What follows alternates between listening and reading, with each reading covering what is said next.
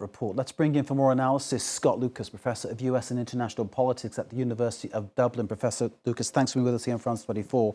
The White House says that Vladimir Zelensky of Ukraine is moving in the wrong direction on peace talks.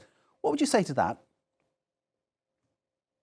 What I would say were the facts, and that is we now know that last Thursday, at the first round of talks between US, Ukrainian, and European representatives, the Trump representatives handed over a proposal, what you might even call an ultimatum, to Kyiv. They called for Kyiv to accept that Crimea would legally become part of Russia, that much of four other regions of Ukraine would de facto be part of Russia, that sanctions would be lifted on Russia, with the US establishing economic projects with Moscow afterwards. In return for all that, Ukraine not be allowed to go into NATO. In return for all of this, all Kyiv would be given were vague assurances of some security guarantees from somewhere and some funding from somewhere for recovery. President Zelensky, other Ukrainian officials made it known to the US that they could not accept what in effect was that ultimatum. Instead, what they proposed on the eve of the talks on Tuesday was a 30-day full ceasefire, something that President Zelensky referred to today while further talks were held.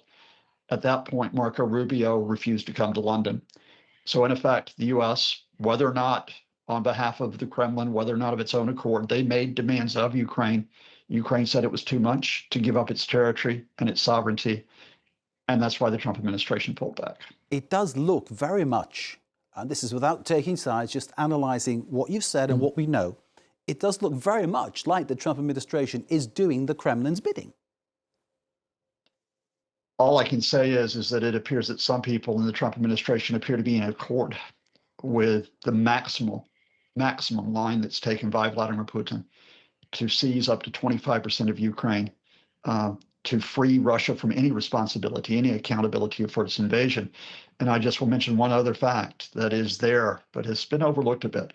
And that is that the Trump envoy to Russia, the real estate developer Steve Witkoff, was supposed to come to London, effectively get Ukraine to accept these conditions, and then he was going to Moscow to meet Vladimir Putin. He may still meet Putin at the end of this week. But at this point, yeah, I would have to say that given not only Marco Rubio's withdrawal, but Donald Trump's temper tantrum, insulting Vladimir Zelensky in the past couple of hours, that it's very hard to distinguish between the rhetoric of the Kremlin and the White House at this point. On Witkoff, he does appear to have a very cozy, and I use that word advisedly because it does seem that way, a very cozy relationship with Putin. 3 in-depth meetings already. And as you say, scheduled to meet him again this week. Again, always best to stick to the facts. I don't want to deal with someone's character, but Steve Witkoff has no diplomatic experience. He has no experience of international negotiations like this. He is a real estate developer and a golfing buddy of Donald Trump. He has been given a wide portfolio. He is supposed to be solving the Israel-Gaza situation. He is supposed to be solving the situation with Iran's nuclear program. So at the very least, he's overstretched. But I would say that what he has done are 2 things that tip off where he is on this. The first is he's actually gone farther than the Kremlin. He's actually said that Ukraine should hand over all 4 of the regions attacked by Russia in the east and in the south, even though Ukraine holds part of those regions. He has said, of course, that Ukraine should hand over Crimea. And secondly, he has said that Vladimir Putin is a great man, a man who, when Donald Trump survived an assassination attempt, went to pray for him. His sympathies lie with Vladimir Putin and not with Vladimir Zelensky. Vladimir Putin, of course, subject of an international arrest warrant for war crimes in Ukraine. That has to be underlined at this point. Professor Lucas, would it be fair to say, and again, I'm pushing you into the realms of opinion, but you will deal with the facts, I know that, and that's why we respect you and that's why we value your opinion.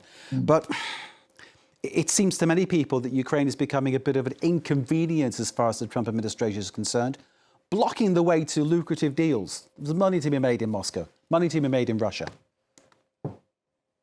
Donald Trump is a businessman. Steve Witkoff is a businessman. They are people who do not deal in geopolitics. They're not people who deal in alliances. There is no longer an alliance between the US and European partners at this level.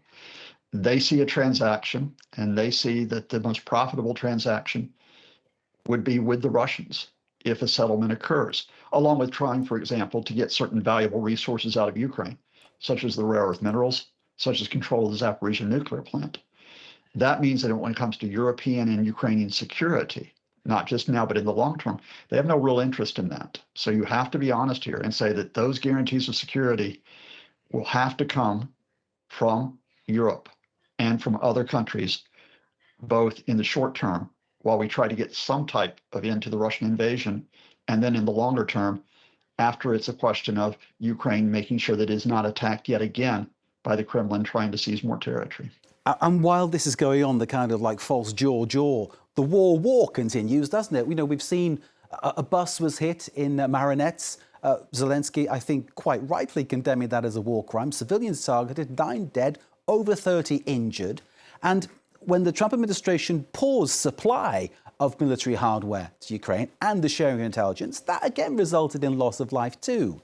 There's a real disconnect between what the Trump administration wants, what the Trump administration is aiming for, and international justice, because surely international justice is on the side of Ukraine. Let me make a different type of connection here. That is, you quite rightly referred to the fact that the deadly missile and drone strikes continue, including the latest atrocity in south central Ukraine. This has been happening on a daily basis. It happened even over the weekend with shelling and other attacks, even though the air attacks reduced. The connection I'm going to make here is that even as more civilians die in Ukraine, the Trump administration has just discontinued the office responsible for collecting intelligence on Russia's atrocities. The Trump administration had suspended the office that was collecting information on the deportations of Ukrainian children, seen as a war crime by international courts. The Trump administration, in other words, at a time when Russia continues the atrocities and the war crimes, is effectively ending the offices that are trying to seek accountability for these actions.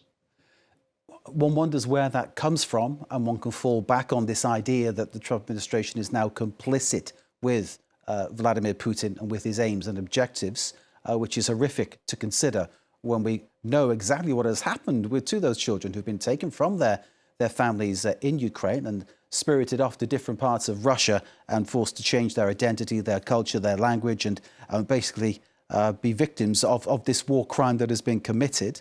The other issues, of course, that you point out again suggest that there is a real disconnect between the Trump administration, what it's aiming for, and what needs to happen to give Ukraine the possibility of having its independent state, of getting back its territory, or just having some peace. Because that's the thing, isn't it? People are tired. People want this to end. When Marco Rubio refused to show up at the talks today, the office of the French President Emmanuel Macron said that it was imperative that we maintain a focus not just on Ukrainian security, but on European security. And that means that as important as it is to defend Ukraine as it resists the ongoing invasion, there is a wider question here of the framework for Europe's security since World War II, when you come out of that deadly conflict. And I think you have to be very realistic here. There are some officials in the Trump administration, and I do think Keith Kellogg, the Trump envoy to Ukraine, who did hold talks in London with Ukrainian officials after Rubio refused to come. I think they still see a need for that security framework. But there are other officials who have no interest in European security. Donald Trump does not, and we need to be honest about that. His Vice President, J.D. Vance, does not. He wants Europe to go off and be on its own effectively, unless the U.S. can cut bilateral deals where it can get some type of economic profit. We have to be honest here and say that the responsibility for looking after security, for looking after justice, cannot be a case, as it has been in the past, where the U.S. leads and others follow.